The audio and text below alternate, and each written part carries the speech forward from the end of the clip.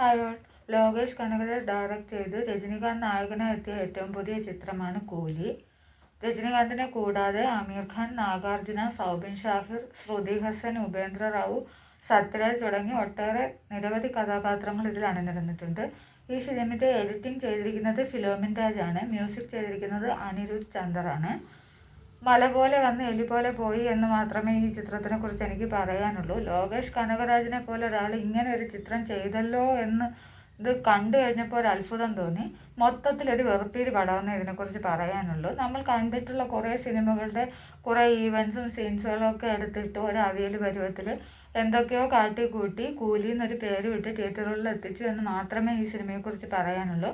ഇതിലെ ഓരോ താരങ്ങളും അടിപൊളിയായി അവരുടെ ഫുൾ എഫേർട്ട് ഇതിനു വേണ്ടി ഉപയോഗിച്ച് അവർ അടിപൊളിയായി അഭിനയിച്ചിട്ടുണ്ട്. പക്ഷേ പ്രേക്ഷകനെ ഈ സിനിമയിലേക്ക് എൻഗേജ് ചെയ്യിക്കാൻ അവർക്ക് കഴിഞ്ഞില്ല. ആ ഒരു കാര്യത്തിൽ അവർ പരാജയപ്പെട്ടു പോയി. ഉപേന്ദ്രൻ്റെ ക്യാരക്ടർ മാത്രമാണ് കുറച്ചെങ്കിലും പോസിറ്റീവായി തോന്നിയത്. നമ്മൾ ഈ സിനിമ ഇങ്ങനെ കണ്ടുകൊണ്ടിരിക്കുമ്പോൾ ആ ഒരു ഫ്ലോയിൽ ഇങ്ങനെ പോകുമ്പോൾ ഇപ്പം എന്തോ സംഭവിക്കുമെന്ന് നമുക്ക് തോന്നുമെങ്കിലും ഒന്നും തന്നെ സംഭവിക്കുന്നില്ല. ഈ ഫിലിം കണ്ടുകൊണ്ട് എന്താണ് നമുക്ക് റിലേറ്റ് ചെയ്യാൻ പറ്റുന്നതോ അങ്ങനെയുള്ള ഒരു കാര്യങ്ങളും ഇതിലില്ല.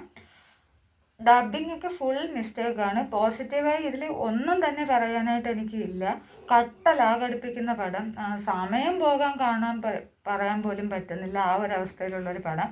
എന്തായാലും എൻ്റെ അഭിപ്രായമാണിത്. നിങ്ങളിൽ ആരെങ്കിലും കണ്ടവരുണ്ടെങ്കിൽ അഭിപ്രായം പറയുക. കാണാത്തവരുണ്ടെങ്കിൽ കാണാൻ ശ്രമിക്കുക. അടുത്തൊരു സിനിമയുടെ വിശേഷങ്ങളുമായി വീണ്ടും വരുന്നത് വരെ ബൈ ബൈ.